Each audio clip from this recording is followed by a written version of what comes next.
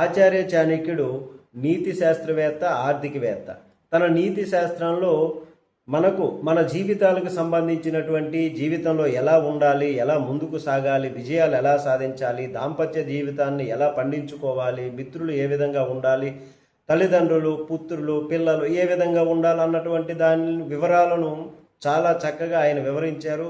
నేటికి కూడా మన సమాజంలో వాటిని అనుసరిస్తూ ఆచరిస్తూ ఉన్నాము. మరి విజయము, సంపద ఈ రెండింటినీ సాధించడానికి ఏం చేయాలో ఆయన చెప్పారు. అలాగే జీవితంలో ముందుకు సాగాలంటే కొన్ని విషయాల్లో సిగ్గుపడకూడదు, మొహమాట పడకూడదు అని. మరి ఇతరులు, సమాజం మన గురించి ఏమనుకుంటున్నారో అనేటటువంటి భయము, ఆందోళన, సిగ్గు కారణంగా చాలామంది తమకు తాము చేయాలనుకున్నటువంటి పనులు చేయడానికి సంకోచిస్తారు. అలా సంకోచిస్తే విజయం సాధించడం ఎలా సాధ్యం అవుతుంది చెప్పండి? జీవితంలో ముందుకు సాగాలంటే ఏది చేయాలనుకున్నా నిరభ్యంతరంగా, సంకోచం లేకుండా చెప్పగలగాలి.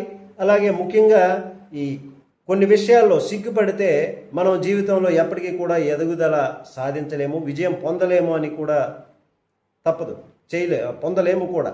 అయితే దానిలో ఏ విషయాలకు ఆ విధంగా సిగ్గుపడకూడదంటే మొట్టమొదటిగా అభిప్రాయాలను వ్యక్తపరచడము. అంటే మనలో ఉన్నటువంటి అభిప్రాయాలు బహిరంగంగా చెప్పడానికి సిగ్గుపడిపోతాం, ఆలోచిస్తాం. మరి ఆ అభిప్రాయాలను ధైర్యంగా చెప్పాలి. ఎవరైనా తప్పు చేస్తే అది తప్పు అని చెప్పడంలో సంకోచించకూడదండి. అభిప్రాయాన్ని ధైర్యంగా చెప్పలేని వ్యక్తి జీవితంలో విజయం సాధించడం కష్టం. విజయం సాధించడం ఎలా అవుతుందండి? తన కోసం మాట్లాడలేనటువంటి వ్యక్తి ఇతరుల కోసం మాట్లాడగలుగుతాడా? లేదు. ఇంకా రెండవది, తినడానికి సంకోచించకండి. కొంతమంది ఇతరుల ముందు తినడానికి అయ్యో ఏమనుకుంటారు అని సిగ్గుపడిపోతారు. ఇది వేసుకుంటే తప్ప, అది వేసుకుంటే తప్ప, లేకపోతే ఈయన తిండిపోతా అనేస్తారేమో. ఆహారం మన శరీరానికి ప్రాథమిక అవసరం కదండి. దాని గురించి ఎప్పుడు కూడా సిగ్గుపడకూడదు. ఆహారం విషయంలో సిగ్గుపడే వ్యక్తి తనకు తానే కష్టాన్ని కొని తెచ్చుకునేటటువంటి వాడు అవుతాడు. మరి ఇంకా మూడవది, డబ్బు అడిగినప్పుడు సిగ్గుపడకూడదండి. డబ్బు అప్పుగా తీసుకోవడం మంచిది కాదు, నిజమే. కానీ ఎందుకంటే అది రుణభారాన్ని పెంచుతుంది, చికాకును కలిగిస్తుంది కూడా. అత్యవసర పరిస్థితిలో డబ్బు అవసరమైనప్పుడు అడగడంలో ఎప్పుడు కూడా సిగ్గుపడకూడదు. అయితే ఒకటి విషయం గుర్తుంచుకోవాలి, మీరు తిరిగి చెల్లించగలిగితేనే డబ్బు అప్పుగా అడగాలండి. ఇంకా మూడవది, జ్ఞానాన్ని సంపాదించడానికి సిగ్గుపడిపోతుంటారు.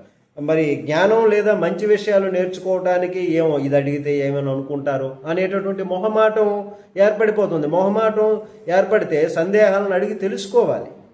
జ్ఞానం సంపాదించడంలో ఆలోచించకూడదు, సిగ్గుపడకూడదు. ఏమనుకుంటారో, లేకపోతే ఇది కూడా వీడికి తెలియదా అని అనుకుంటారేమో అనేటటువంటి అభిప్రాయం వ్యక్తం చేయకూడదు.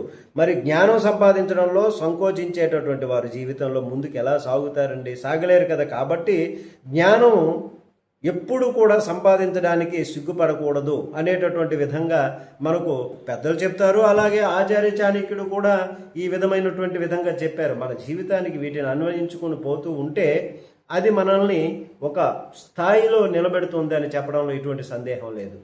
నమస్తే.